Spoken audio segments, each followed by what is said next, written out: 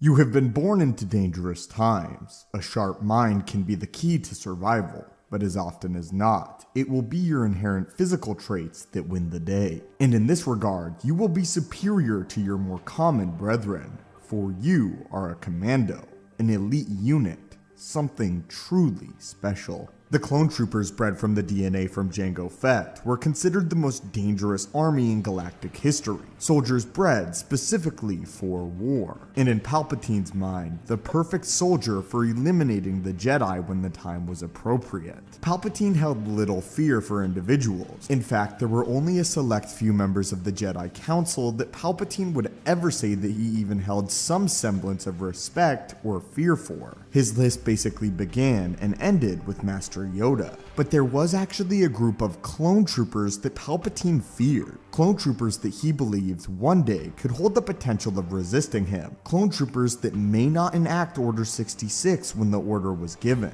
And the reason for this we'll discuss in today's video. First though, if we could get this video to 4,000 likes, that would help the channel out a great deal, and would help other people get to see the videos that may not. With that said, let's continue. The first few batches of clone troopers were trained by the warriors known as the Mandalorians, individuals that were famous for competing and killing Jedi. Clones that had been trained by Mandalorians were always superior to clones that were trained by their fellow brethren. The Mandalorians were pure-hearted warriors, and they instilled the sense of pride and aggression within the clones that they trained. The clone trooper squadrons trained by the Mandalorians became known as clone commandos, and they were so efficient that Palpatine one day feared that they could have the potential to overthrow him indirectly. Palpatine believed that the commandos had grown to be so skilled that they could move beyond their programming to one day betray the Jedi. And it was because of this that as the Clone Wars progressed, Palpatine ordered that all of the clones should be trained by other troopers, not Mandalorians, because the clone commandos that had been trained by Mandalorians were more of free thinkers. They could adapt more quickly in the heat of combat, and even afterwards. They could truly assess a situation and think for themselves, something Palpatine did not want.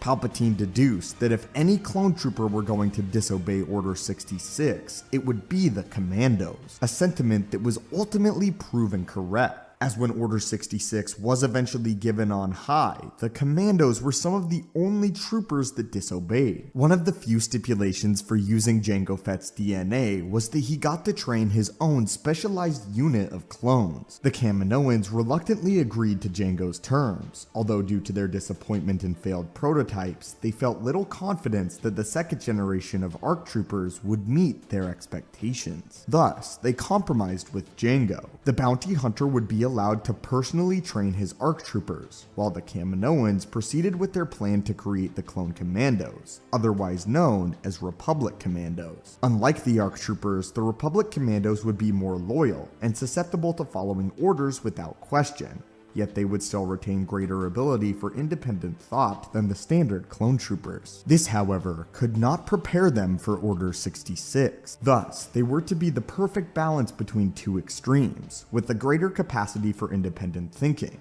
The commandos would be better suited at handling delicate missions with complicated objectives. If necessary, they would also be capable of devising their own way for completing missions. By being indoctrinated with absolute loyalty to the Republic, the commandos would not be difficult to control, as the notorious Null-class ARC troopers were. It's clear that almost immediately, Palpatine saw the risks of cloning and training these clone commandos by Mandalorian. Their ability to think more freely was literally ingrained into their DNA, but it was the training under Mandalorians that truly allowed them to flourish, to be able to complete missions on their own. As the Clone Wars raged on, opinions on the Republic commandos began to become mixed, even among other troopers. Some troopers were awed by their skill and ability to free think during combat. They truly were the best of the clones, faster, stronger, and more intelligent, while other troopers grew to despise them as they developed their own culture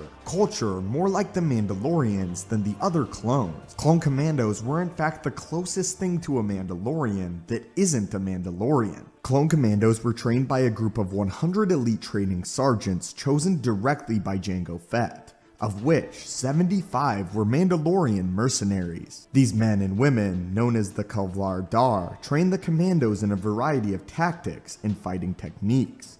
But the impressionable commandos also developed a few behavioral traits similar to their instructors. The first generation of clone commandos were selected from the regular clone batches, and then segregated into pods of 4, effectively forcing them to depend on each other and work together in order to survive. During their training, commando squads were often pitted against one another during combat sessions. Clone commandos were trained in live fire exercises, giving them a sense of the reality of combat long before the regular clones. Though many commandos failed to survive their initial exercises, the rest learned rapidly, allowing them to become better soldiers than any before. The clone commandos demonstrated themselves as a new breed of warriors that few could challenge. Neither the regular clone troopers or even the elite ARC troopers could match the clone commandos in organization and teamwork. Despite the fact that many commandos were indoctrinated in Mandalorian culture and regarded each other as brothers, the Kaminoans were impressed enough to dub their experiment a complete success. However, word did make it back to Emperor Palpatine about the customs that the commandos had now adopted as their own, causing him to cease all Mandalorian training of clone troopers. The death of Jango made it easy for him. The person that had wanted the clones trained by the Mandalorians was killed during the Battle of Geonosis, and long before it ever occurred, Palpatine could see the potential of an uprising by the commandos,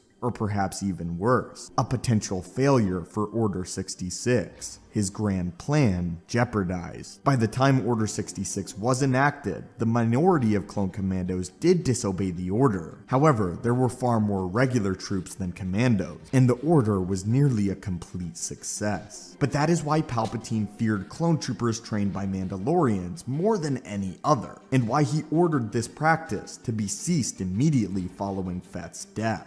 But what are your thoughts on this? And what are your thoughts on the Republic Commandos? As always, my friends, thank you so much for watching. If you've been enjoying the content, force choke that subscribe button, or if you're a light side wielder, force push it. May the Force be with you, and have a great day.